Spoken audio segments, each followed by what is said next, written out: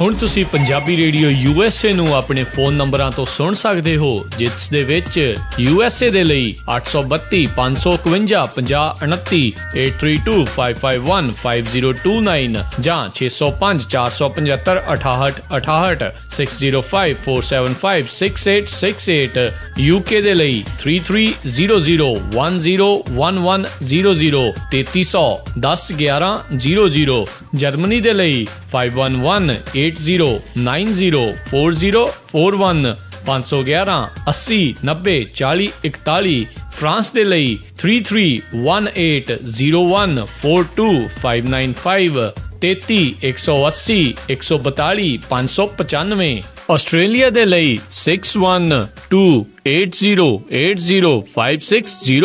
6128080501। ਹੁਣ ਤੁਸੀਂ ਆਪਣੇ ਦੇਸ਼ਾਂ ਦੇ ਵਿੱਚੋਂ ਇਹਨਾਂ ਨੰਬਰਾਂ ਦੇ ਉੱਤੇ ਕਾਲ ਕਰਕੇ ਪੰਜਾਬੀ ਰੇਡੀਓ USA ਨੂੰ ਲਾਈਵ ਸੁਣ ਸਕਦੇ ਹੋ। ਇਸ ਦੇ ਨਾਲ ਹੀ ਤੁਸੀਂ ਖਬਰਾਂ, ਖਬਰ ਤੇ ਨਜ਼ਰ, ਸਿਹਤ ਸੰਭਾਲ ਦਾ ਪ੍ਰੋਗਰਾਮ, ਨਾਨ ਸਟਾਪ ਪੰਜਾਬੀ ਗੀਤ, ਗੁਰਬਾਣੀ ਰੇਡੀਓ, ਸ਼੍ਰੀ ਦਰਬਾਰ ਸਾਹਿਬ ਜੀ ਦੇ ਹੁਕਮਨਾਮਾ ਸਾਹਿਬ ਦੀ ਵਿਆਖਿਆ ਪੰਜਾਬੀ ਅਤੇ ਅੰਗਰੇਜ਼ੀ ਦੇ ਵਿੱਚ, ਵੱਖ-ਵੱਖ ਗੁਰੂ ਘਰਾਂ ਦਾ ਸਿੱਧਾ ਪ੍ਰਸਾਰਣ, ਇਹ ਸਾਰਾ ਕੁਝ ਇਹਨਾਂ ਨੰਬਰਾਂ ਤੇ ਡਾਇਲ ਕਰਕੇ ਸੁਣ ਸਕਦੇ ਹੋ, ਜਾਂ ਸਾਡੀ ਵੈਬਸਾਈਟ www.punjabiradiousa.com ਤੇ ਵੀ ਸੁਣ ਸਕਦੇ ਹੋ।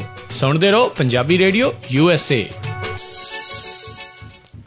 ਪੰਜਾਬੀ ਰੇਡੀਓ USA ਸੁਣ ਰਹੇ ਸਾਰੇ ਸਰੋਤਿਆਂ ਨੂੰ ਬਲਵਿੰਦਰ ਕੌਰ ਵੱਲੋਂ ਪਿਆਰ ਭਰੀ ਸਤਿ ਸ਼੍ਰੀ ਅਕਾਲ ਜੀ। ਸਰੋਤਿਆ ਪ੍ਰੋਗਰਾਮ ਖਬਰ ਤੇ ਨਜ਼ਰ ਪ੍ਰੋਗਰਾਮ ਦੇ ਵਿੱਚ ਅੱਜ ਸਾਡੇ ਨਾਲ ਹੋਣਗੇ ਬਲਤੇਜ ਪੰਨੂ, ਦੱਸਣਗੇ ਕਿ ਕੀ ਕੁਛ ਵਾਪਰਿਆ ਆ ਭਾਰਤ ਦੇ ਵਿੱਚ, ਪੰਜਾਬ ਦੇ ਵਿੱਚ। ਅਤੇ ਹੁਣ ਗੱਲਬਾਤ ਕਰਾਂਗੇ ਜੀ ਆਪਾਂ ਬਲਤੇਜ ਪੰਨੂ ਨਾਲ। ਬਲਤੇਜ ਪੰਨੂ ਜੀ ਸਤਿ ਸ਼੍ਰੀ ਅਕਾਲ, ਸਵਾਗਤ ਹੈ ਜੀ। ਸਤਿ ਸ਼੍ਰੀ ਅਕਾਲ ਜੀ, ਧੰਨਵਾਦ ਜੀ, ਮਿਹਰਬਾਨੀ।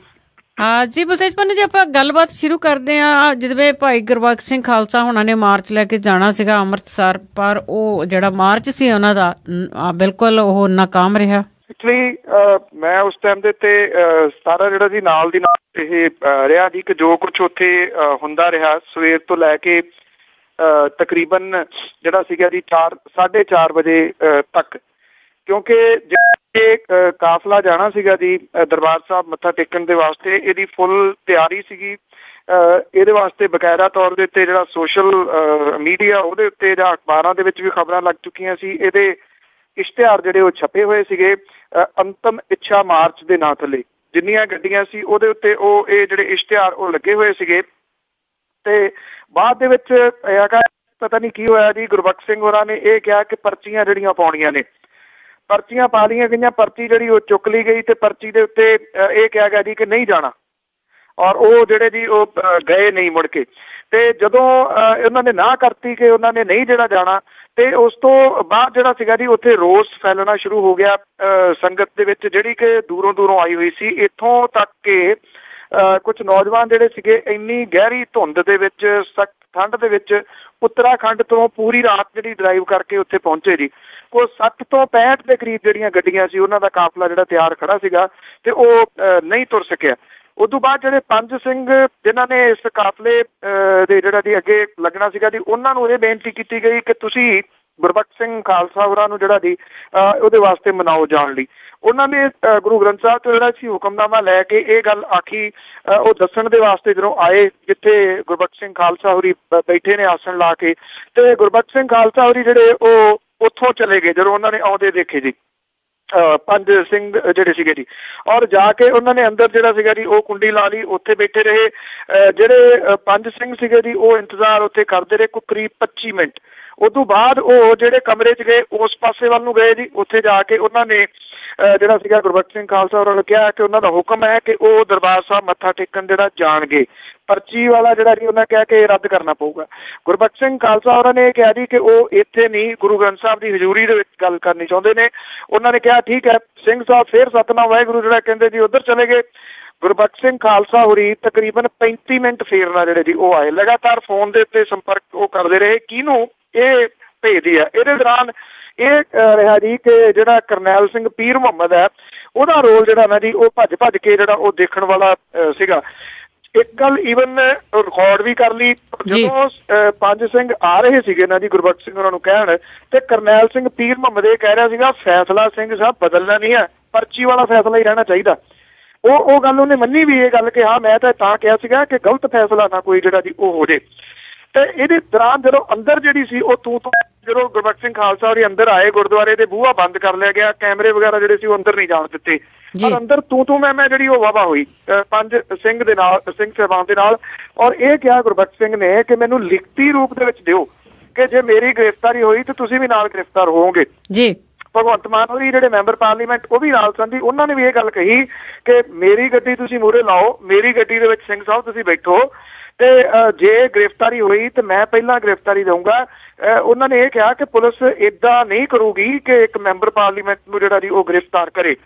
ਪਰ ਇਹ ਕਰਦਿਆਂ ਕਰਾਉਂਦਿਆਂ ਜੀ ਫਿਰ 2:30 ਵੱਜ ਗਏ ਤਕਰੀਬਨ ਜੀ, ਜਦੋਂ ਕਾਫਲਾ ਜਿਹੜਾ ਸੀਗਾ ਉਹ ਚੱਲਣ ਲੱਗਿਆ। ਗੁਰਬਖਸ਼ ਸਿੰਘ ਖਾਲਸਾ ਹੋਰੀ ਫੇਰ ਫੋਨ ਲੈ ਕੇ ਉਤਰ ਗਏ ਜੀ, 20 ਮਿੰਟ ਲਗਾਤਾਰ ਫੋਨ ਤੇ ਲੱਗੇ ਰਹੇ, ਤੇ ਉਹਦੇ ਡਿਊਰਿੰਗ ਜਿਹੜਾ ਸੀਗਾ ਅਜੇ ਗੇਟ ਤੋਂ ਬਾਹਰ ਹੀ ਨਿਕਲਿਆ ਕਾਫਲਾ, ਤੇ ਨਾਲ ਦੀ ਨਾਲ SSP ਅੰਬਾਲਾ ਉਹਨਾਂ ਦੇ ਨਾਲ ਬਹੁਤ ਵੱਡੀ ਜਿਹੜੀ ਫੋਰਸ ਸੀਗੀ ਉਹਨੇ ਸਾਰੀ ਨੇ ਆ ਕੇ ਮੂਹਰੇ ਗੱਡੀਆਂ ਲਾ ਲਈਆਂ। ਇਹ ਕਿਹਾ ਕਿ ਅੱਗੇ ਕਾਫਲਾ ਨਹੀਂ ਜਾਣ ਦਿੱਤਾ ਜਾਊਗਾ। ਹੁਕਮ ਨੇ ਜੇ ਮੀਡੀਏਟਰ ਦੇ ਤੌਰ ਦੇ ਉੱਤੇ ਭਗਵੰਤ ਮਾਨ ਹੋਰੀ ਉੱਥੇ ਨਾ ਹੁੰਦੇ ਤਾਂ ਇੱਕ ਗੱਲ ਸੀਗੀ ਜੀ ਕਿ ਫਿਰ ਉੱਥੇ ਡਾਂਗ ਵੀ ਚੱਲਣੀ ਸੀਗੀ। ਜਿਹੋ ਜਿਹਾ ਪ੍ਰਬੰਧ ਕਰਕੇ ਉੱਥੇ ਜਿਹੜੀ ਪੁਲਿਸ ਫੋਰਸ ਪਾਈ ਹੋਈ ਸੀਗੀ, ਉਹਨਾਂ ਨੇ ਕਿਸੇ ਵੀ ਹਾਲਤ ਦੇ ਵਿੱਚ ਜਿਹੜਾ ਰੋਕਣਾ ਸੀਗਾ ਤਾਂ ਰੋਕਣ ਲਈ ਕਹਿ ਦਿੱਤਾ ਗਿਆ ਸੀਗਾ ਜੀ। ਸੋ ਆਹ ਜਿਹੜੀ ਸਾਰੀ ਕਹਾਣੀ ਜਿਹੜੀ ਸੀ ਉਹ ਰਹੀ, ਤੇ 4:30 ਵਜੇ ਅਖੀਰ ਇਹ ਫੈਸਲਾ ਲਿਆ ਗਿਆ ਕਿ ਗੁਰਬਖਸ਼ ਸਿੰਘ ਖਾਲਸਾ ਹੋਰੀ ਮੁੜ ਕੇ ਉੱਥੇ ਜਾ ਕੇ ਫਿਰ ਗੁਰਦੁਆਰੇ ਦੇ ਅੰਦਰ ਜਿਹੜਾ ਜੀ ਉਹ ਬੈਠ ਜਾਣਗੇ, ਤੇ ਜਿਹੜੀ ਪਾਲਕੀ ਜੋ ਕਿ ਨਿਕਲ ਪਈ ਸੀ ਉਹਦਾ ਫੈਸਲਾ ਇਹ ਕੀਤਾ ਗਿਆ ਕਿ ਉਹਨੂੰ ਤੋੜ ਕੇ ਸਾਹਮਣੇ ਇੱਕ ਹੋਰ ਗੁਰਦੁਆਰਾ ਹੈ ਜੀ, ਉੱਥੋਂ ਗੇੜਾ ਕਢਾ ਕੇ ਜਿਹੜਾ ਜੀ ਉਹ ਵਾਪਸ ਫੇਰ ਇੱਥੇ ਹਦੂਦ ਦੇ ਅੰਦਰ ਲੈ ਆਂਦਾ ਜਾਵੇ। ਇਹ ਅੱਖੀ ਦੇਖਿਆ ਹੋਇਆ, ਕੰਨੀ ਸੁਣਿਆ ਹੋਇਆ ਸਾਰਾ ਜਿਹੜਾ ਹਾਲ ਹੈ ਕੱਲ ਦਾ, ਜੋ ਕੁਝ ਉੱਥੇ ਲਖਨੌਰ ਸਾਹਿਬ ਗੁਰਦੁਆਰੇ ਦੇ ਵਿੱਚ ਹੋਇਆ। ਫੈਸਲਾ ਜਿਹੜਾ ਜੀ ਉਹ ਲੋਕੀ ਕਰ ਲੈਣ। ਹੁਣ ਤਾਂ ਬਹੁਤ ਕੁਝ ਜਿਹੜਾ ਜੀ ਉਹ ਸਾਹਮਣੇ ਆ ਰਿਹਾ, ਸੋਸ਼ਲ ਨੈਟਵਰਕ ਸਾਈਟ ਦੇ ਰਾਹੀਂ ਵੀ ਕਈ ਇੰਟਰਵਿਊਜ਼ ਜਿਹੜੀਆਂ ਉਹ ਸਾਹਮਣੇ ਆ ਗਈਆਂ ਨੇ। ਇੱਕ ਖਬਰ ਜਿਹੜੀ ਉਹ ਇਹ ਵੀ ਸਾਹਮਣੇ ਆ ਗਈ ਹੈ ਕਿ ਗ੍ਰਹਿ ਮੰਤਰਾਲਾ ਜਿਹੜਾ ਜੀ ਉਹਨੇ ਇਹ ਮਾਰਚ ਰੁਕਵਾਇਆ ਕਿਉਂਕਿ ਜਿਹੜੇ ਸੁਖਬੀਰ ਸਿੰਘ ਬਾਦਲ, ਸੁਖਦੇਵ ਸਿੰਘ ਢੀਂਡਸਾ, ਮੱਕੜ ਸਾਹਿਬ ਇਹ ਰਾਜਨਾਥ ਸਿੰਘ ਉਹਨਾਂ ਦੇ ਕੋਲੇ ਬੈਠੇ ਸੀਗੇ। ਇਸ ਕਰਕੇ ਇਹ ਜਿਹੜੇ ਖਬਰ ਇਹ ਕਹਿੰਦੀ ਆ ਕਿ ਆਮ ਆਦਮੀ ਪਾਰਟੀ ਜਿਹੜੀ ਹੈ ਜੀ ਉਹ ਇਹਦਾ ਰਾਜਨੀਤਿਕ ਲਾਹਾ ਲੈ ਸਕਦੀ ਆ ਕਿਉਂਕਿ ਭਗਵੰਤ ਮਾਨ ਨਾਲ ਨੇ। ਇਸ ਕਰਕੇ ਗ੍ਰਹਿ ਮੰਤਰਾਲੇ ਨੇ ਸਿੱਧੇ ਦਖਲ ਦੇ ਨਾਲ ਜਿਹੜਾ ਜੀ ਇਹ ਰੋਕ ਦਿੱਤਾ ਜਿਹੜਾ ਮਾਰਚ ਸੀਗਾ। ਜਿਹੜੇ ਲੋਕ ਸੜਕਾਂ ਦੇ ਉੱਤੇ ਖੜੇ ਰਹੇ ਇਸ ਕਾਫਲੇ ਨੂੰ ਉਡੀਕਦਿਆਂ, ਉਹਨਾਂ ਨੂੰ ਕਿਸੇ ਨੇ ਕੋਈ ਸੁਨੇਹਾ ਦੇਣ ਦੀ ਜਿਹੜੀ ਉਹ ਕੋਸ਼ਿਸ਼ ਨਾ ਕੀਤੀ ਕਿ ਇੰਨੀ ਠੰਡ ਦੇ ਵਿੱਚ ਉਹ ਆਪਣੇ ਬੱਚਿਆਂ ਦੇ ਨਾਲ ਬਜ਼ੁਰਗ ਜਿਹੜੇ ਸੀ ਉਹ ਕਿਉਂ ਇੰਨੀ ਦੇਰ ਤੱਕ ਖੜੇ ਰਹੇ। ਸੋ ਹੁਣ ਜਿਹੜਾ ਜੀ ਉਹ ਲੋਕਾਂ ਦੇ ਸਾਹਮਣੇ ਸਾਰੀ ਤਸਵੀਰ ਹੈ ਕਿ ਲੋਕ ਇਹਦੇ ਬਾਰੇ ਕੀ ਸੋਚਦੇ ਨੇ। ਹਾਂ, ਇੰਨਾ ਜ਼ਰੂਰ ਹੈ ਜੀ ਕਿ ਜਿੰਨੀ ਇਹ ਮੂਵਮੈਂਟ ਬਣ ਗਈ ਸੀ ਪਿਛਲੇ ਕੁਝ ਦਿਨਾਂ ਤੋਂ, ਉਹ ਸਾਰੀ ਤਕਰੀਬਨ ਦੀ ਉਹ ਖਤਮ ਹੋ ਗਿਆ ਜੀ ਕੰਮ। ਬਿਲਕੁਲ ਜੀ, ਲਾਸਟ ਟਾਈਮ ਜਿਹੜੀ ਕੀਤੀ ਪਿਛਲੇ ਸਾਲ ਉਹ ਵੀ ਮੂਵਮੈਂਟ ਹੈ ਨੂੰ ਸਿਖਰ ਤੇ ਜਾ ਕੇ ਸਿੱਟ ਦਿੱਤੀ ਗਈ ਸੀਗੀ। ਜਿਸ ਤਰ੍ਹਾਂ ਤੁਸੀਂ ਦੱਸਿਆ ਕਿ ਭਾਈ ਗੁਰਬਖਸ਼ ਸਿੰਘ ਖਾਲਸਾ ਹੋਣੀ ਫੋਨ ਤੇ ਇੰਨਾ ਟਾਈਮ ਰਹੇ, ਇਨਫ ਟਾਈਮ ਦੇ ਦਿੱਤਾ ਗਿਆ ਪੁਲਿਸ ਨੂੰ ਕਿ ਪੁਲਿਸ ਉੱਥੇ ਆਪਣੀਆਂ ਫੋਰਸਾਂ ਲੈ ਕੇ ਪਹੁੰਚ ਜਾਵੇ। ਅੱਗੇ ਗੱਲਬਾਤ ਕਰਦੇ ਆ ਜੀ ਮੋਦੀ ਦੀ। ਮੋਦੀ ਨੇ ਵੀ ਪ੍ਰਵਾਸੀ ਭਾਰਤੀਆਂ ਨੂੰ ਦੱਸਿਆ ਆ ਕਿ ਤੁਸੀਂ ਬਹੁਤ ਵੱਡਾ ਸਰਮਾਇਆ ਉਹ ਦੇਸ਼ ਨੂੰ ਖੁਸ਼ਹਾਲ ਕਰਨ ਲਈ। ਜੀ ਜਿਹੜਾ ਇਹ 13ਵਾਂ ਪ੍ਰਵਾਸੀ ਭਾਰਤੀ ਦਿਵਸ ਹੈ, ਇਹਦੇ ਵਿੱਚ ਪ੍ਰਧਾਨ ਮੰਤਰੀ ਨਰਿੰਦਰ ਮੋਦੀ ਨੇ ਪ੍ਰਵਾਸੀ ਭਾਰਤੀਆਂ ਨੂੰ ਦੇਸ਼ ਦੇ ਵਾਸਤੇ ਵੱਡਾ ਸਰਮਾਇਆ ਕਰਾਰ ਦਿੰਦਿਆਂ ਕਿਹਾ ਜੀ ਕਿ ਭਾਰਤ ਨੂੰ ਤਾਕਤਵਰ ਤੇ ਖੁਸ਼ਹਾਲ ਬਣਾਉਣ ਲਈ ਉਹਨਾਂ ਦੀ ਲੋੜ ਹੈ। ਉਹਨਾਂ ਪ੍ਰਵਾਸੀਆਂ ਨੂੰ ਸੱਦਾ ਦਿੱਤਾ ਕਿ ਜਿਹੜੀਆਂ ਓਪਰਚੁਨਿਟੀਜ਼ ਨੇ ਉਹ ਇਸ ਮੁਲਕ ਦੇ ਵਿੱਚ ਬਹੁਤ ਨੇ ਤੇ ਉਹਨਾਂ ਦੇ ਸਹਿਯੋਗ ਦੀ ਜਿਹੜੀ ਹੈ ਜੀ ਉਹ ਜ਼ਰੂਰਤ ਹੈ। ਪ੍ਰਧਾਨ ਮੰਤਰੀ ਨੇ ਕਿਹਾ ਕਿ ਭਾਰਤ ਲੋਕਾਂ ਨੇ ਵਿਦੇਸ਼ਾਂ ਦੀ ਧਰਤੀ ਉੱਤੇ ਜਾ ਕੇ ਆਪਣੀ ਮਿਹਨਤ ਤੇ ਇਮਾਨਦਾਰੀ ਨਾਲ ਜੋ ਥਾਂ ਬਣਾਈ ਹੈ ਉਹਨੂੰ ਦੁਨੀਆ ਮੰਨਦੀ ਹੈ। ਉਹਨਾਂ ਨੇ ਭਾਰਤ ਨੂੰ ਮਜ਼ਬੂਤ ਕਰਨ ਦੇ ਵਾਸਤੇ ਹੁਣ ਉਹਨਾਂ ਦੀ ਜਿਹੜਾ ਜੀ ਉਹ ਲੋੜ ਹੈ। ਉਹਨਾਂ ਨੇ ਕਿਹਾ ਕਿ ਦੁਨੀਆ ਭਾਰਤੀ ਵੱਲ ਦੋਸਤੀ ਦਾ ਹੱਥ ਜਿਹੜਾ ਵਧਾਉਣ ਲਈ ਕਾਹਲੀ ਹੈ, ਤੇ ਉਹਨਾਂ ਨੇ ਉਹੀ ਗੱਲ ਆਪਣੇ ਜਿਹੜਾ ਜੀ ਦੱਸਿਆ ਕਿ ਮੈਂ 50 ਮੁਲਕਾਂ ਦੇ ਮੁਖੀਆਂ ਨਾਲ ਮੀਟਿੰਗ ਜਿਹੜੀ ਉਹ ਕੀਤੀ ਤੇ ਮੈਨੂੰ ਤਾਂ ਪਤਾ ਲੱਗਿਆ ਜੀ ਕਿ ਇੰਨੇ ਜਿਹੜੇ ਲੋਕ ਨੇ ਉਹ ਭਾਰਤ ਨੂੰ ਜਿਹੜਾ ਉਹ ਚਾਹੁੰਦੇ ਨੇ। ਉਹਨਾਂ ਨੇ ਇਹ ਕਿਹਾ ਕਿ ਗਰੀਬ ਤੋਂ ਗਰੀਬ ਤੇ ਅਮੀਰ ਤੋਂ ਅਮੀਰ ਮੁਲਕ ਜਿਹੜਾ ਉਹ ਭਾਰਤ ਦੇ ਵੱਲ ਇਸ ਵੇਲੇ ਜਿਹੜਾ ਜੀ ਉਹ ਦੇਖ ਰਿਹਾ। ਉਹਨਾਂ ਨੇ ਜਿਹੜੇ ਪ੍ਰਵਾਸੀ ਨੇ ਉਹਨਾਂ ਨੂੰ ਵੀ ਇਹ ਸੱਦਾ ਜਿਹੜਾ ਜੀ ਦਿੱਤਾ। ਔਰ ਸੁਸ਼ਮਾ ਸਵਰਾਜ ਜਿਹੜੇ ਵਿਦੇਸ਼ ਮੰਤਰੀ ਨੇ ਉਹਨਾਂ ਨੇ ਵੀ ਇਹ ਕਿਹਾ ਜੀ ਕਿ ਜੇ ਪ੍ਰਵਾਸੀ ਇੱਥੇ ਆਉਂਦੇ ਨੇ ਤੇ ਦੋਵਾਂ ਧਿਰਾਂ ਨੂੰ ਇਹਦਾ ਫਾਇਦਾ ਹੋਊਗਾ, ਮੁਲਕ ਨੂੰ ਵੀ ਤੇ ਪ੍ਰਵਾਸੀ ਲੋਕਾਂ ਨੂੰ ਵੀ। ਮੈਂ ਕੱਲ ਵੀ ਗੱਲ ਸਾਂਝੀ ਕੀਤੀ ਸੀ ਕਿ ਪਹਿਲਾਂ ਇੱਥੇ ਪੰਜਾਬ ਦੇ ਵਿੱਚ ਹੁੰਦਾ ਸੀ NRI ਸੰਮੇਲਨ। ਇਹ ਪ੍ਰਵਾਸੀ ਭਾਰਤੀ ਜਿਹੜਾ ਦਿਵਸ ਹੈ ਇਹ ਕਾਗਜ਼ਾਂ ਦੇ ਵਿੱਚ ਪੂਰੀ ਕੀਤੀ ਜਾਣ ਵਾਲੀ ਇੱਕ ਖਾਨਾ ਪੂਰਤੀ ਹੈ ਜੀ, ਜਿਹੜੀ ਹਰ ਸਾਲ ਕਰ ਦਿੱਤੀ ਜਾਂਦੀ ਹੈ। ਉਹ ਤੋਂ ਬਾਅਦ ਕੋਈ ਨਹੀਂ ਪੁੱਛਦਾ ਜੀ ਕੀ ਗੱਲ ਕਹੀ ਸੀ, ਕੀ ਹੋਣੀ ਹੈ ਜੀ। ਬਿਲਕੁਲ ਜੀ, ਇਹਨਾਂ ਨੂੰ ਤਾਂ ਇਸ ਤਰ੍ਹਾਂ ਲੱਗਦਾ ਕਿ ਸਾਰੀ ਦੁਨੀਆ ਭਾਰਤ ਵੱਲ ਦੇਖ ਰਹੀ ਆ ਹੱਥ ਵਧਾ ਕੇ, ਪਰ ਬਹੁਤ ਸਾਰੇ ਜਿਹੜੇ ਦੇਸ਼ ਆ ਉਹ ਨਹੀਂ ਆਪਣੇ ਨਾਗਰਿਕਾਂ ਨੂੰ ਕਿਹਾ ਆ ਜੇ ਭਾਰਤ ਵਿੱਚ ਜਾਣਾ ਆ ਤੇ ਸਾਨੂੰ ਚੌਕਸੀ ਵਰਤਣੀ ਪਊਗੀ। ਹਜੇ ਹੁਣੇ ਆਸਟ੍ਰੇਲੀਆ ਨੇ ਵੀ ਆਪਣੇ ਨਾਗਰਿਕਾਂ ਨੂੰ ਇਹ ਗੱਲ ਕਹੀ ਆ। ਅਤੇ ਅੱਗੇ ਜੀ ਜੰਮੂ ਕਸ਼ਮੀਰ ਦੀ ਗੱਲ ਕਰੀਏ, ਆਪਾਂ ਸਰਕਾਰ ਬਣਾਉਣ ਦੀ ਗੱਲ ਕਰ ਰਹੇ ਹਾਂ ਵੀ ਉੱਥੇ ਸਰਕਾਰ ਬਣੀ ਕਿ ਨਹੀਂ, ਪਰ ਉੱਥੇ ਹਾਲਾਤ ਤਾਂ ਇਹੋ ਪੈਦਾ ਹੋ ਗਿਆ ਕਿ ਉੱਥੇ ਗਵਰਨਰ ਹੀ ਰਾਜ ਲੱਗਣ ਦੇ ਆਸਾਰ ਪਸਾਰ ਆ ਜੀ। ਜੰਮੂ ਕਸ਼ਮੀਰ ਦੇ ਰਾਜ ਜਿਹੜੇ ਨੇ NN ਵੋਹਰਾ, ਉਹਨਾਂ ਨੇ ਜਿਹੜੀ ਸੈਂਟਰ ਨੂੰ ਆਪਣੀ ਰਿਪੋਰਟ ਦੇ ਵਿੱਚ ਅੱਜ ਦੇ ਅੰਦਰ ਰਾਸ਼ਟਰਪਤੀ ਰਾਜ ਲਾਉਣ ਦੀ ਸਿਫਾਰਿਸ਼ ਜਿਹੜੀ ਆ ਉਹ ਕਰ ਦਿੱਤੀ ਹੈ ਜੀ। ਵਿਧਾਨ ਸਭਾ ਚੋਣਾਂ ਤੋਂ ਪਿੱਛੋਂ ਰਾਜ ਦੇ ਵਿੱਚ ਸਰਕਾਰ ਨਾ ਬਣਨ ਦੇ ਉੱਤੇ ਉਮਰ ਅਬਦੁੱਲਾ ਨੇ ਰਾਜਪਾਲ ਨੂੰ ਕਿਹਾ ਸੀਗਾ ਕਿ ਉਹਨੂੰ ਕਾਰਜਕਾਰੀ ਮੁੱਖ ਮੰਤਰੀ ਦੀ ਜ਼ਿੰਮੇਵਾਰੀ ਤੋਂ ਮੁਕਤ ਜਿਹੜਾ ਜੀ ਉਹ ਕਰ ਦਿੱਤਾ ਜਾਵੇ। ਰਿਪੋਰਟ ਦੇ ਵਿੱਚ ਵੋਹਰਾ ਦੇ ਵੱਲੋਂ ਜਿਹੜੀਆਂ 2-3 ਸਿਫਾਰਿਸ਼ਾਂ ਕੀਤੀਆਂ ਗਈਆਂ ਨੇ ਉਹਦੇ ਵਿੱਚ ਰਾਜ ਦੇ ਵਿੱਚ ਰਾਸ਼ਟਰਪਤੀ ਲਾਉਣ ਦੀ ਸਿਫਾਰਿਸ਼ ਕੀਤੀ ਗਈ ਆ। ਉਮਰ ਅਬਦੁੱਲਾ ਜਿਹੜੇ ਕਿ ਲੰਡਨ ਦੇ ਵਿੱਚ 12 ਦਿਨ ਦੀ ਛੁੱਟੀ ਜਿਹੜੀ ਆ ਉਹ ਕੱਟਣ ਤੋਂ ਬਾਅਦ ਇੱਥੇ ਪਹੁੰਚੇ ਨੇ। ਉਹਨਾਂ ਨੇ ਨਵੀਂ ਦਿੱਲੀ ਦੇ ਵਿੱਚ ਰਾਜਪਾਲ ਨਾਲ ਮੁਲਾਕਾਤ ਦੌਰਾਨ ਅਪੀਲ ਕੀਤੀ ਸੀ ਕਿ ਉਹਨੂੰ ਫਾਰਗ ਜਿਹੜਾ ਜੀ ਉਹ ਕਰ ਦਿੱਤਾ ਜਾਵੇ। ਉਮਰ ਨੇ ਟਵਿੱਟਰ ਦੇ ਉੱਤੇ ਵੀ ਲਿਖਿਆ ਕਿ ਉਹ ਰਾਜਪਾਲ ਨੂੰ ਮਿਲੇ ਸੀਗੇ ਤੇ ਨਿਗਰਾਨ ਮੁੱਖ ਮੰਤਰੀ ਵਜੋਂ ਵਿਦਾ ਕੀਤੇ ਜਾਣ ਦੇ ਵਾਸਤੇ ਉਹਨਾਂ ਨੇ ਕਿਹਾ ਸੀਗਾ। ਅਜੇ ਕਿਉਂਕਿ ਕਿਸੇ ਪਾਰਟੀ ਨੂੰ ਉੱਥੇ ਬਹੁਮਤ ਜਿਹੜਾ ਜੀ ਉਹ ਨਹੀਂ ਮਿਲਿਆ, ਸ਼ਾਇਦ ਜਿਹੜੀ ਭਾਰਤੀ ਜਨਤਾ ਪਾਰਟੀ ਹੈ ਉਹ ਵੀ ਇੱਕ ਇਸ ਮਾਮਲੇ ਦੇ ਉੱਤੇ ਪੋਲੀਟਿਕਸ ਜਿਹੜੀ ਹੈ ਜੀ ਉਹ ਖੇਡਣ ਦੀ ਕੋਸ਼ਿਸ਼ ਕਰ ਰਹੀ ਹੈ। ਜਿਹੜਾ ਕਿ ਰਾਜਪਾਲ ਤੋਂ ਅਖਵਾਉਣਾ ਉਹ ਸ਼ਾਇਦ PDP ਦੇ ਉੱਤੇ ਜਿਹੜਾ ਜੀ ਉਹ ਦਬਾਅ ਬਣਾਉਣ ਦੀ ਕੋਸ਼ਿਸ਼ ਕਰੂਗੀ। ਇਹਦੇ ਨਾਲ ਕਰ ਰਹੀ ਹੈ ਕਿ ਜੇ ਭਾਈ ਸਾਡੇ ਨਾਲ ਰਲ ਕੇ ਨਹੀਂ ਤੁਰਦੇ, ਸਾਡੇ ਨਾਲ ਰਲ ਕੇ ਸਰਕਾਰ ਨਹੀਂ ਬਣਾਉਂਦੇ ਤੇ ਫਿਰ ਰਾਸ਼ਟਰਪਤੀ ਦਾ ਰਾਹ ਜਿਹੜਾ ਜੀ ਉਹ ਖੁੱਲ੍ਹਾ। ਲੱਗਦਾ ਨਹੀਂ ਕਿ ਕੋਈ ਪਾਰਟੀ ਜਿਹੜੀ ਆ ਉਹ ਜੰਮੂ ਕਸ਼ਮੀਰ ਦੇ ਵਿੱਚ ਇਹ ਚਾਹੂਗੀ ਕਿ ਦੁਬਾਰਾ ਜਿਹੜੀਆਂ ਦੀ ਉਹ ਚੋਣਾਂ ਉੱਥੇ ਕਰਵਾਈਆਂ ਜਾਣ। ਸੋ ਤਾਂ ਕਰਕੇ ਜਿਹੜੀ PDP ਹੈ ਜੀ ਉਹਦੇ ਉੱਤੇ ਦਬਾਅ ਬਣਾਉਣ ਦਾ ਇਹ ਤਰੀਕਾ ਹੈ ਰਾਜਪਾਲ ਕੋਲੋਂ ਅਖਵਾ ਦੇਣਾ ਕਿ ਉੱਥੇ ਤਾਂ ਰਾਸ਼ਟਰਪਤੀ ਰਾਜ ਲੱਗਣਾ ਚਾਹੀਦਾ। ਜੀ ਤੇ ਅੱਗੇ ਗੱਲ ਕਰੀਏ ਜੀ, ਸਿਰਸੇ ਵਾਲਾ ਨੋਟੀ ਬਾਬਾ ਜਿਹੜਾ ਉਹਦਾ ਜਿਹੜਾ ਕੇਸ ਅਦਾਲਤ ਦੇ ਵਿੱਚ ਆ ਤੇ ਉਹ ਅਦਾਲਤ ਨੇ ਉਹਦੇ ਜਾਂਚ ਤੋਂ ਸਟੇ ਦੇਣ ਤੋਂ ਨਾ ਕਰ ਦਿੱਤੀ ਆ। ਇਹ ਮਾਮਲਾ ਜਿਹੜਾ ਨਵਾਂ ਦਰਜ ਹੋਇਆ ਜੀ, ਜਿਹੜਾ ਨਪੁੰਸਕ ਬਣਾਏ ਜਾਣ ਦਾ ਹੈ ਜੀ, ਤਕਰੀਬਨ 400 ਸ਼ਰਧਾਲੂਆਂ ਨੂੰ ਇੱਕ ਜਿਹੜਾ ਹੰਸਰਾਜ ਜਿਹਨੂੰ ਉਹਨੂੰ ਵੀ ਨਪੁੰਸਕ ਕੀਤਾ ਹੈ ਜੀ, ਉਹਨੇ ਜਿਹੜੀ ਪਟੀਸ਼ਨ ਪਾਈ ਸੀ ਉਹਦੇ ਉੱਤੇ ਪੰਜਾਬ ਹਰਿਆਣਾ ਹਾਈ ਕੋਰਟ ਨੇ ਜਿਹੜਾ ਮਾਮਲਾ ਦਰਜ ਕਰਨ ਦਾ ਹੁਕਮ ਦਿੱਤਾ ਸੀ। ਬਕਾਇਦਾ ਤੌਰ ਦੇ ਉੱਤੇ ਕੇਸ ਜਿਹੜਾ ਜੀ ਉਹ ਦਰਜ ਹੋ ਗਿਆ। ਸੋ ਇਹਦੇ ਵਾਸਤੇ ਜਿਹੜਾ ਸਰਸੇ ਵਾਲਾ ਜੀ ਉਹਦੇ ਵਕੀਲਾਂ ਨੇ ਇਹ ਕਿਹਾ ਸੀਗਾ ਕਿ ਇਹਦੇ ਉੱਤੇ ਸਟੇ ਜਿਹੜਾ ਜੀ ਉਹ ਹੋਣਾ ਚਾਹੀਦਾ। ਡਿਵੀਜ਼ਨ ਨੇ ਇਹਦੇ ਉੱਤੇ ਸਟੇ ਦੇਣ ਤੋਂ ਨਾ ਜਿਹੜੀ ਹੈ ਜੀ ਉਹ ਕਰ ਦਿੱਤੀ ਹੈ। ਉਂਝ ਇਹਦੀ ਸੁਣਵਾਈ ਜਿਹੜੀ ਹੈ ਜੀ 25 ਫਰਵਰੀ ਦੇ ਉੱਤੇ ਜਿਹੜੀ ਹੈ ਜੀ ਉਹ ਰੱਖੀ ਗਈ ਹੈ ਕਿ 25 ਫਰਵਰੀ ਨੂੰ ਇਹਦੇ ਉੱਤੇ ਜਿਹੜਾ ਜੀ ਸੁਣਵਾਈ ਕੀਤੀ ਜਾਊਗੀ। ਇੱਕ ਜੱਜ ਨੇ ਜਾਂਚ ਦੇ ਹੁਕਮ ਫਤਿਆਬਾਦ ਜ਼ਿਲ੍ਹੇ ਦੇ ਹੰਸਰਾਜ ਚੌਹਾਨ ਦੇ ਵੱਲੋਂ 2 ਸਾਲ ਪਹਿਲਾਂ ਨਪੁੰਸਕ ਬਣਾਏ ਜਾਣ ਬਾਰੇ ਪਾਈ ਰਿਟ ਪਟੀਸ਼ਨ ਜਿਹੜੀ ਆ 15 ਦਿਨ ਪਹਿਲਾਂ ਜਿਹੜਾ ਉਹਦੇ ਦਿੱਤੇ ਸੀਗੇ। ਚੌਹਾਨ ਨੇ ਦੋਸ਼ ਲਾਏ ਸੀਗੇ ਕਿ ਕਾਫੀ ਸਾਰੇ ਡੇਰਾ ਸ਼ਰਧਾਲੂ ਨੇ ਉਹਨਾਂ ਨੂੰ ਇਹ ਝੂਠੀ ਆਸ ਦੇ ਉੱਤੇ ਨਪੁੰਸਕ ਬਣਾਇਆ ਗਿਆ ਸੀਗਾ ਕਿ ਜਿਹੜੇ ਪੁਰਸ਼ ਨਪੁੰਸਕ ਬਣਾਏ ਜਾਣਗੇ ਉਹ ਗੁਰਮੀਤ ਰਾਮ ਰਹੀਮ ਰਾਹੀਂ ਰੱਬ ਨੂੰ ਸਿੱਧਾ ਡਾਇਰੈਕਟ ਜਿਹੜਾ ਜੀ ਉਹਨਾਂ ਦਾ ਕਨੈਕਸ਼ਨ ਜੁੜ ਜੂਗਾ ਜੀ। ਸੋ ਇਹ ਜਿਹੜਾ ਸੀਗਾ ਜੀ ਇਹਨਾਂ ਨੂੰ ਗੁੰਮਰਾਹ ਕੀਤਾ ਗਿਆ ਸੀਗਾ। ਜਿਹੜਾ ਹੰਸਰਾਜ ਚੌਹਾਨ ਆ ਉਹ ਤਾਂ ਕਹਿੰਦਾ ਜੀ ਕਿ 400 ਦੇ ਕਰੀਬ ਹੈ, ਉਹ ਇਹ ਵੀ ਕਹਿੰਦਾ ਕਿ 166 ਦਾ ਤਾਂ ਉਹਨੂੰ ਜਿਹੜਾ ਜੀ ਉਹ ਪਤਾ ਹੈ। ਸੋ ਇਸ ਮਾਮਲੇ ਦੇ ਉੱਤੇ ਜਿਹੜੀ ਆ ਜੀ ਉਹਨੂੰ ਖੈਰ ਨਹੀਂ ਪਈ CBI ਤੋਂ। ਇਹ ਵੀ ਦੱਸਦੀ ਹੈ ਕਿ CBI ਨੇ ਪਹਿਲਾਂ ਵੀ ਜਿਹੜੇ ਕੇਸ ਨੇ ਉਹਨਾਂ ਦੀ ਜਾਂਚ ਕੀਤੀ ਹੈ ਜਿਹਦੇ ਵਿੱਚ ਛਤਰਪਤੀ ਦਾ ਕਤਲ ਤੇ ਕੁਝ ਸਾਧਵੀਆਂ ਜਿਹੜੀਆਂ ਨੇ ਉਹਨਾਂ ਦੇ ਨਾਲ ਬਲਾਤਕਾਰ ਦੇ ਮਾਮਲੇ ਸ਼ਾਮਲ ਨੇ ਜੀ। ਤੇ ਜੇ ਅੱਗੇ ਗੱਲ ਕਰੀਏ ਕਿ ਵਿੱਤ ਵਿਭਾਗ ਆ ਉਸਨੇ ਇਹ ਕਿਹਾ ਕਿ ਬਾਕੀ ਸੂਬਿਆਂ ਦੇ ਮੁਕਾਬਲੇ ਪੰਜਾਬ ਦੇ ਮੁਲਾਜ਼ਮਾਂ ਨੂੰ ਜਿਹੜੀ ਤਨਖਾਹ ਆ ਸਭ ਤੋਂ ਵੱਧ ਦਿੱਤੀ ਜਾਂਦੀ ਆ ਜੀ। ਪੰਜਾਬ ਸਰਕਾਰ ਦੇ ਵੱਲੋਂ ਜਿਹੜੀ ਇਸ ਵੇਲੇ ਆਰਥਿਕ ਮੰਦਹਾਲੀ ਹੈ ਉਹਦੇ ਬਾਵਜੂਦ ਜਿਹੜੀ ਮੁਲਾਜ਼ਮਾਂ ਨੂੰ ਹੋਰਨਾਂ ਸੂਬਿਆਂ ਦੇ ਮੁਕਾਬਲੇ ਤਨਖਾਹਾਂ ਦੇ ਖੁੱਲੇ ਗੱਫੇ ਜਿਹੜੇ ਉਹ ਦਿੱਤੇ ਜਾਂਦੇ ਨੇ ਜੀ। ਸੂਬੇ ਦਾ ਜਿਹੜਾ ਵਿੱਤ ਵਿਭਾਗ ਹੈ ਉਹਦੀ ਰਿਪੋਰਟ ਦੇ ਮੁਤਾਬਕ ਟੀਚਰਸ, ਸਿਪਾਹੀ, ਪਟਵਾਰੀ, clerk, junior engineer, steno, typist ਇਹਨਾਂ ਨੂੰ ਮਹਾਰਾਸ਼ਟਰ ਵਰਗੇ ਸੂਬਿਆਂ ਦੇ ਮੁਕਾਬਲੇ ਵੱਡਾ ਤਨਖਾਹ ਸਕੇਲ ਜਿਹੜਾ ਜੀ ਉਹ ਦਿੱਤਾ ਜਾਂਦਾ ਹੈ। ਹਰਿਆਣਾ, ਤਾਮਿਲਨਾਡੂ, ਗੁਜਰਾਤ, ਮਹਾਰਾਸ਼ਟਰ, ਆਂਧਰਾ ਪ੍ਰਦੇਸ਼, ਹਿਮਾਚਲ ਪ੍ਰਦੇਸ਼ ਨਾਲੋਂ ਤਨਖਾਹਾਂ ਜ਼ਿਆਦਾ ਹੋਣ ਦਾ ਮਾਮਲਾ ਵਿੱਤ ਵਿਭਾਗ ਨੂੰ ਜਿਹੜਾ ਜੀ ਉਹ ਰੜਕਣ ਲੱਗਿਆ। ਵਿੱਤ ਵਿਭਾਗ ਨੂੰ ਲੱਗਦਾ ਕਿ ਇੰਨੀਆਂ ਜਿਹੜੀਆਂ ਤਨਖਾਹਾਂ ਦਿੱਤੀਆਂ ਜਾ ਰਹੀਆਂ ਨੇ ਇਹ ਬਹੁਤ ਜ਼ਿਆਦਾ ਨੇ, ਜਿਹਦੇ ਕਰਕੇ ਵਿੱਤ ਵਿਭਾਗ ਦੇ ਉੱਤੇ ਇਹਦਾ ਜਿਹੜਾ ਜੀ ਬਹੁਤ ਜ਼ਿਆਦਾ ਪੈ ਰਿਹਾ। ਜਿਹੜੇ ਤੱਤ ਇਕੱਠੇ ਕੀਤੇ ਨੇ ਉਹਦੇ ਵਿੱਚ ਮੁਲਾਜ਼ਮਾਂ ਨੂੰ ਤਨਖਾਹਾਂ ਦੇਣ ਤੇ ਫਜ਼ੂਲ ਖਰਚਿਆਂ ਦੇ ਵਿੱਚ ਪੰਜਾਬ ਦੇਸ਼ ਦੇ ਅਮੀਰ ਮੰਨੇ ਜਾਂਦੇ ਸੂਬਿਆਂ ਨੂੰ ਵੀ ਪਿੱਛੇ ਜਿਹੜਾ ਜੀ ਉਹ ਛੱਡ ਗਿਆ। ਉਪ ਮੁੱਖ ਮੰਤਰੀ ਸੁਖਬੀਰ ਸਿੰਘ ਬਾਦਲ ਦੇ ਸਾਹਮਣੇ ਸੂਬੇ ਦੀ ਵਿੱਤੀ ਹਾਲਤ ਦੀ ਤਸਵੀਰ ਜਿਹੜੀ ਹੈ ਜੀ ਉਹ ਪੇਸ਼ ਕਰਦੇ ਆ। ਮੁਲਾਜ਼ਮਾਂ ਦੀਆਂ ਤਨਖਾਹਾਂ ਵਿਚਲੇ ਜਿਹੜਾ ਫਰਕ ਹੈ ਬਾਕੀ ਸੂਬਿਆਂ ਦੇ ਨਾਲੋਂ, ਉਹ ਮਾਮਲਾ ਜਿਹੜਾ ਜੀ ਉਹ ਵਾਹਵਾ ਉਠਾਇਆ ਗਿਆ। ਪੰਜਾਬ ਦੇ ਵਿੱਚ ਪਟਵਾਰੀ ਨੂੰ 27,000, ਹਰਿਆਣੇ ਦੇ ਵਿੱਚ 19,680, ਆਂਧਰਾ ਪ੍ਰਦੇਸ਼ ਦੇ ਵਿੱਚ 13,378, ਹਿਮਾਚਲ ਪ੍ਰਦੇਸ਼ ਦੇ ਵਿੱਚ 15,620 ਤਨਖਾਹ ਜਿਹੜੀ ਹੈ ਜੀ ਉਹ ਦਿੱਤੀ ਜਾਂਦੀ ਹੈ।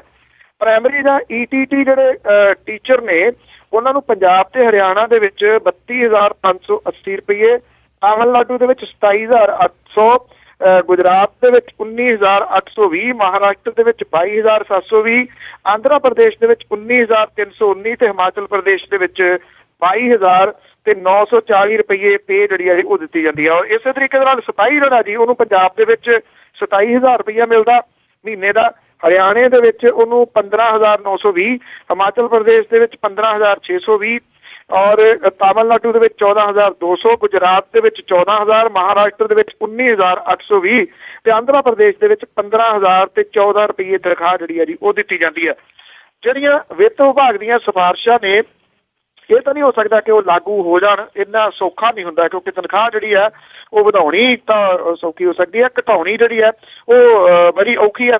ਪਰ ਜੇ ਇਸ ਪਾਸੇ ਵੱਲ ਨੂੰ ਜਿਹੜੀ ਉਹ ਸਰਕਾਰ ਕਿਸੇ ਮਾਮਲੇ ਉੱਤੇ ਸੋਚਦੀ ਹੈ ਤੇ ਇਹਦੇ ਨਾਲ ਜਿਹੜਾ ਮੁਲਾਜ਼ਮ ਵਰਗ ਹੈ ਉਹਦੇ ਵਿੱਚ ਜੇ ਬੇਚੈਨੀ ਖੜੀ ਹੋ ਜਾਂਦੀ ਹੈ ਤਾਂ ਇਹ ਬੜੀ ਵੱਡੀ ਸਮੱਸਿਆ ਜਿਹੜੀ ਉਹ ਪੰਜਾਬ ਦੇ ਵਾਸਤੇ ਬਣ ਸਕਦੀ ਹੈ।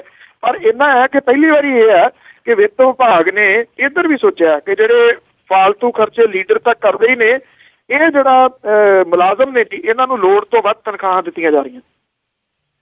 ਜੀ ਤੇ ਅੱਗੇ ਆਪਾਂ ਗੱਲ ਕਰੀਏ ਜਗਤਾਰ ਸਿੰਘ ਤਾਰਾ ਦੀ, ਜਿਨ੍ਹਾਂ ਨੂੰ ਥਾਈਲੈਂਡ ਦੇ ਗ੍ਰਿਫਤਾਰ ਕਰ ਲਿਆ ਗਿਆ ਆ ਤੇ ਉਹ ਪੰਜਾਬ ਪੁਲਿਸ ਕਹਿੰਦੀ ਕਿ ਸਭ ਤੋਂ ਪਹਿਲਾਂ ਅਸੀਂ ਉਸ ਦੀ ਪੁੱਛਗਿੱਛ ਕਰਾਂਗੇ।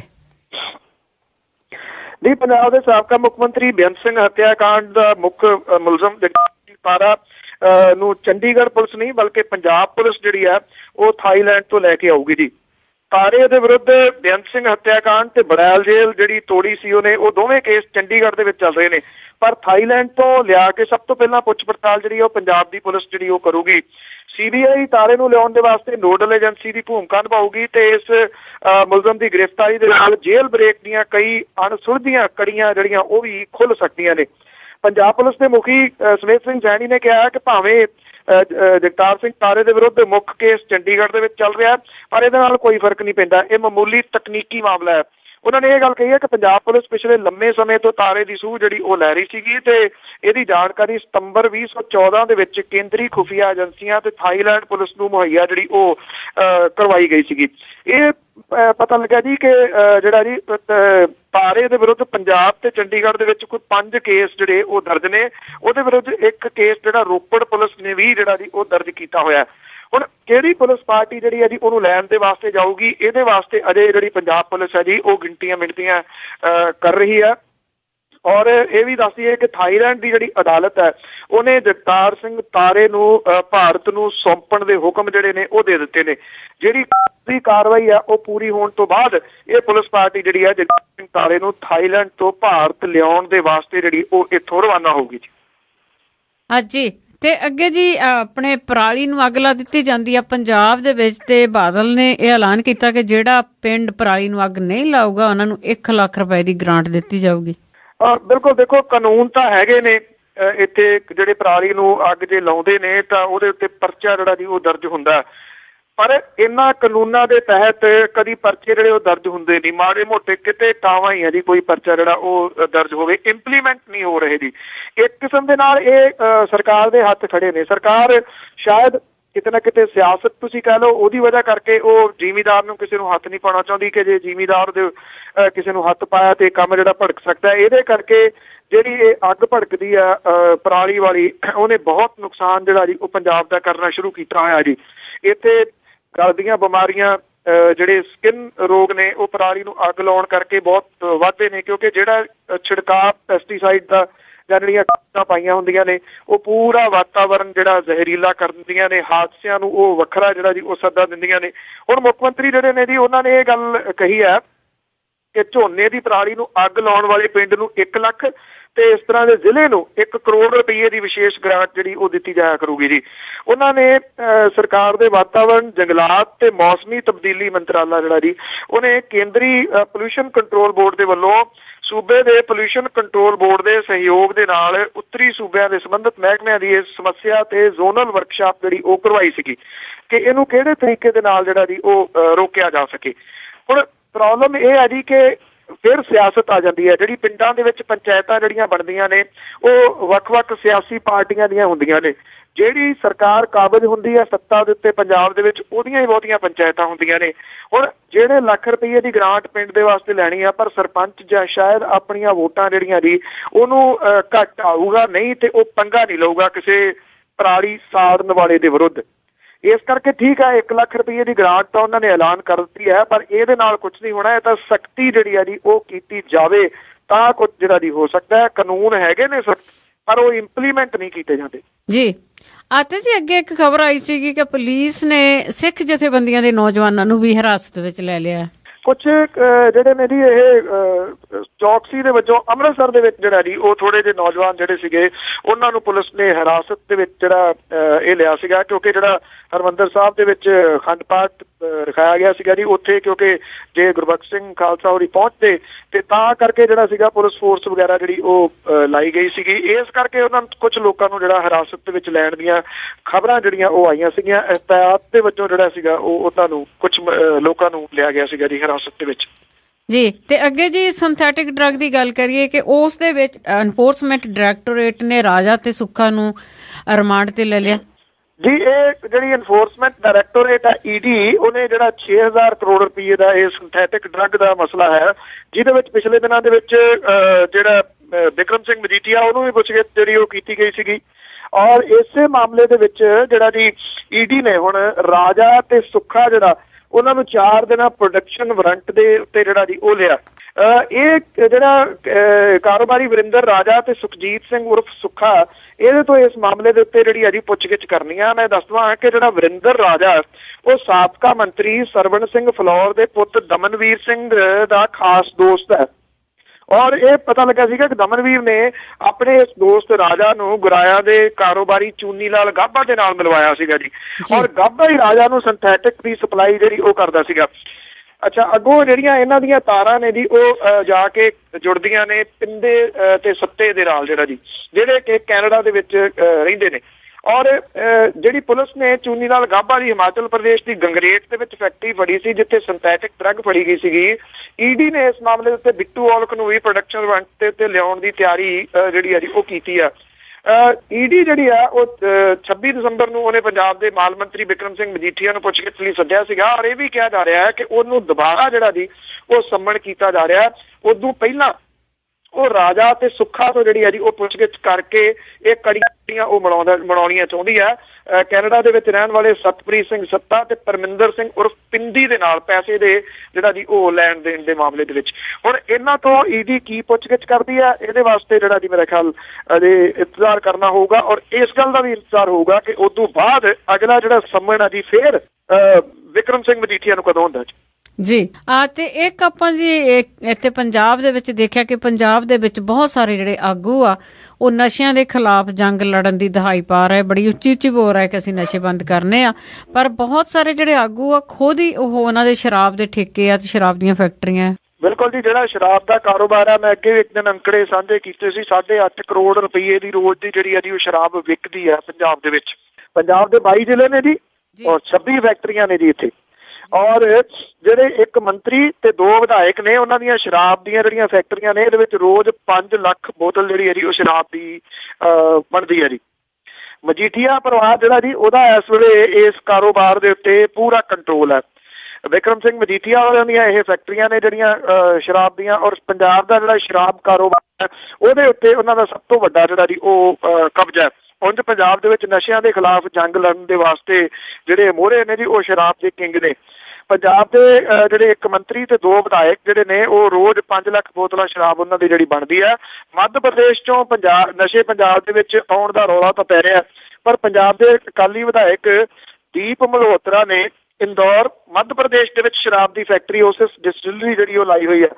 ਮਜੀਠੀਆ ਪਰਿਵਾਰ ਦੀ ਸ਼ਰਾਬ ਸਨਅਤ ਜਿਹੜੀ ਹੈ ਉਹ ਰਾਜਸਥਾਨ ਤੇ ਪੰਜਾਬ ਦੇ ਵਿੱਚ ਵੀ ਸ਼ਰਾਬ ਜਿਹੜੀ ਹੈ ਉਹਦੀ ਸਪਲਾਈ ਕੀਤੀ ਜਾਂਦੀ ਹੈ। ਪੰਜਾਬ ਦੇ ਬਹੁਤੇ ਜਿਹੜੇ ਆਗੂ ਨੇ ਸ਼ਰਾਬ ਵੇਚਣ ਦੇ ਕਾਰੋਬਾਰ ਨਾਲ ਟੇਢੇ ਮੇਢੇ ਢੰਗ ਦੇ ਨਾਲ ਜੁੜੇ ਹੋਏ ਨੇ। ਕੈਬਨਿਟ ਮੰਤਰੀ ਵਿਕਰਮ ਸਿੰਘ ਮਜੀਠੀਆ ਦੇ ਪਰਿਵਾਰ ਦੀ ਉੱਤਰ ਪ੍ਰਦੇਸ਼ ਦੇ ਜ਼ਿਲ੍ਹਾ ਗੋਰਖਪੁਰ ਦੇ ਨਗਰ ਦੇ ਵਿੱਚ ਸ਼ਰਾਬ ਫੈਕਟਰੀ ਹੈ ਜੀ, ਸਰਾਇਆ ਡਿਸਟਿਲਰੀ, ਜਿਹਦੀ ਸਮਰੱਥਾ 49,500 ਕਿਲੋ ਲੀਟਰ ਹੈ। ਔਰ ਇਸ ਸ਼ਰਾਬ ਫੈਕਟਰੀ ਦੀ ਬਲੂ ਡਾਇਮੰਡ ਤੇ ਜੌਨ ਸਿਲਵਰ ਬ੍ਰਾਂਡ ਦੀ ਸ਼ਰਾਬ ਜਿਹੜੀ ਆ ਉਹ ਪੰਜਾਬ ਦੇ ਵਿੱਚ ਵਿਕਦੀ ਹੈ। ਉਂਝ ਸਰਾਇਆ ਕੰਪਨੀ ਜਿਹੜੀ ਹੈ ਜੀ ਉਹਨੇ ਆਪਣੇ ਆਪਰੇਸ਼ਨ ਦੇ ਘੇਰੇ ਦੇ ਵਿੱਚ ਪੰਜਾਬ, ਹਰਿਆਣਾ, ਰਾਜਸਥਾਨ, ਚੰਡੀਗੜ੍ਹ ਤੇ ਹਿਮਾਚਲ ਦੇ 14 ਜਿਹੜੇ ਆ ਉਹ ਲੱਗੇ ਹੋਏ ਨੇ। ਅਕਾਲੀ ਵਿਧਾਇਕ ਦੀਪ ਮਲਹੋਤਰਾ ਦੀ ਮੈਸਰਜ਼ੋਮ ਸਨ ਜਿਹੜੀ ਆ ਜੀ ਉਹਦੇ ਨਾਂ ਹੇਠ ਬਠਿੰਡਾ ਦੇ ਸੰਗਤ ਦੇ ਵਿੱਚ ਜਿਹੜਾ ਬਠਿੰਡਾ ਦੇ ਪਿੰਡ ਸੰਗਤ ਜਿਹੜਾ ਜੀ ਉਹਦੇ ਵਿੱਚ ਸ਼ਰਾਬ ਦੀ ਫੈਕਟਰੀ ਹੈ, ਜਿਹਨੂੰ ਸਰਕਾਰ ਨੇ ਮੈਗਾ ਪ੍ਰੋਜੈਕਟ ਤਹਿਤ ਛੋਟਾਂ ਬਹੁਤ ਦਿੱਤੀਆਂ ਹੋਈਆਂ ਨੇ ਜੀ। ਇਸ ਫੈਕਟਰੀ ਦੀ ਰੋਜ਼ਾਨਾ ਦੀ ਸਮਰੱਥਾ 1 ਲੱਖ ਲੀਟਰ ਸ਼ਰਾਬ ਰੋਜ਼ ਦੀ ਹੈ ਜੀ। ਦੀਪ ਮਲਹੋਤਰਾ ਦੀ ਫਿਰੋਜ਼ਪੁਰ ਦੇ ਜ਼ੀਰੇ ਦੇ ਵਿੱਚ ਵੀ ਮੈਸਰਜ਼ ਮੈਲਬਰੋਜ਼ ਜਿਹੜੀ ਕੰਪਨੀ ਹੈ ਜੀ ਉਹ ਚੱਲ ਰਹੀ ਹੈ। ਉਹਦੇ ਰੋਜ਼ 84,000 ਬੋਤਲਾਂ ਜਿਹੜੀਆਂ ਜੀ ਉਹ ਸ਼ਰਾਬ ਦੀਆਂ ਇੱਥੇ ਬਣਾਉਂਦੀ ਹੈ ਜੀ। ਜਿਹੜੇ ਵਿਰਸਾ ਸਿੰਘ ਵਲਟੋਹਾ ਨੇ ਉਹ ਕਹਿੰਦੇ ਜੀ ਇਹਦੇ ਵਿੱਚ ਗਲਤ ਕੀ ਹੈ, ਮਜੀਠੀਆ ਪਰਿਵਾਰ ਤਾਂ ਬਹੁਤ ਪੁਰਾਣਾ ਸ਼ਰਾਬ ਦੇ ਕਾਰੋਬਾਰ ਦੇ ਵਿੱਚ ਹੈ। ਉਹਨਾਂ ਦਾ ਤਰਕ ਦੇਖੋ, ਉਹ ਕਹਿੰਦੇ ਕਿ ਜਿਹੜਾ ਗੈਰ ਕਾਨੂੰਨੀ ਜਿਹੜਾ ਨਸ਼ਾ ਅਸੀਂ ਤਾਂ ਉਹਦੇ ਵਿਰੋਧ ਦੇ ਵਿੱਚ ਹੈ। ਸੋ ਇਹ ਜਿਹੜਾ ਸ਼ਰਾਬ ਹੈ ਇਹ ਕਾਨੂੰਨੀ ਨਸ਼ਾ ਹੈ ਤੇ ਕਿਉਂਕਿ ਇਹਨੂੰ ਅਕਾਲੀ ਲੀਡਰ ਚਲਾਉਂਦੇ ਨੇ ਸਾਰੇ, ਇਸ ਕਰਕੇ ਵਿਰਸਾ ਸਿੰਘ ਵਲਟੋਹਾ ਹੋਰਾਂ ਨੂੰ ਲੱਗਦਾ ਕਿ ਇਹ ਸਭ ਕੁਝ ਠੀਕ ਠਾਕ ਹੈ। ਤੇ ਅਖੀਰ ਦੇ ਵਿੱਚ ਅੱਜ ਨਵਾਂ ਕਿ ਇੱਧਰ ਗੋਲੀ ਤੇ ਚੱਲਿਆ ਬੰਬ, ਉਧਰ ਲੁਕਦਾ ਮੌਤ ਤੋਂ ਫਿਰੇ ਮਨੁੱਖ ਮੀਆਂ। ਇੱਧਰ ਗੋਲੀ ਤੇ ਚੱਲਿਆ ਬੰਬ, ਉਧਰ ਲੁਕਦਾ ਮੌਤ ਤੋਂ ਫਿਰੇ ਮਨੁੱਖ ਮੀਆਂ। ਕਿਤੇ ਮੌਤ ਤੇ ਕਿਤੇ ਕਈ ਹੋਏ ਫੱਟੜ, ਲੱਭੇ ਕਿਸੇ ਵੀ ਤਰਫ ਨਾ ਸੁੱਖ ਮੀਆਂ। ਕਰਦੀ ਮੌਤ ਹੜੱਪ ਪਈ ਨਿੱਤ ਬੰਦੇ, ਮਿਟੇ ਫੇਰ ਨਾ ਇਸ ਦੀ ਭੁੱਖ ਮੀਆਂ। ਕਾਤਲ ਆਖਦੇ ਹਿੱਕ ਨੂੰ ਠੋਕ ਕੇ ਹੀ ਇੱਕੋ ਸਾਡਾ ਹੈ ਧਰਮ ਪ੍ਰਮੁੱਖ ਮੀਆਂ। ਕਹਿੰਦੇ ਧਰਮ ਸਿਖਾਵੇ ਨਾ ਵੈਰ ਕਰਨਾ, ਓੜਕ ਵੈਰ ਵੀ ਧਰਮ ਹੀ ਕਰੀ ਜਾਂਦਾ। ਕਹਿੰਦੇ ਧਰਮ ਸਿਖਾਵੇ ਨਾ ਵੈਰ ਕਰਨਾ, ਓੜਕ ਵੈਰ ਵੀ ਧਰਮ ਹੀ ਕਰੀ ਜਾਂਦਾ। ਉੱਚਾ ਧਰਮ ਦੇ ਝੰਡੇ ਨੂੰ ਕਰਨ ਖਾਤਰ ਬੰਦਾ ਬੰਦੇ ਪਿਆ ਮਰੀ ਜਾਂਦਾ। ਜੀ ਥੈਂਕ ਯੂ, ਧੰਨਵਾਦ ਜੀ। ਥੈਂਕ ਯੂ ਜੀ, ਸਤਿ ਸ਼੍ਰੀ ਅਕਾਲ ਜੀ। ਸਤਿ ਸ਼੍ਰੀ ਅਕਾਲ ਜੀ। ਸਰੋਤਿਓ, ਇਹ ਸਨ ਬਲਤੇਜ ਪੰਨੂ ਜੋ ਸਾਡੇ ਨਾਲ ਜੁੜੇ ਤੇ ਦੱਸਿਆ ਕਿ ਉੱਥੇ ਖਬਰਾਂ ਦੇ ਪਿੱਛੇ ਕੀ ਸੱਚ ਲੁਕਿਆ ਹੁੰਦਾ। ਬਲਵਿੰਦਰ ਕੌਰ ਵੱਲੋਂ ਵੀ ਸਾਰੇ ਸਰੋਤਿਆਂ ਨੂੰ ਪਿਆਰ ਭਰੀ ਸਤਿ ਸ਼੍ਰੀ ਅਕਾਲ।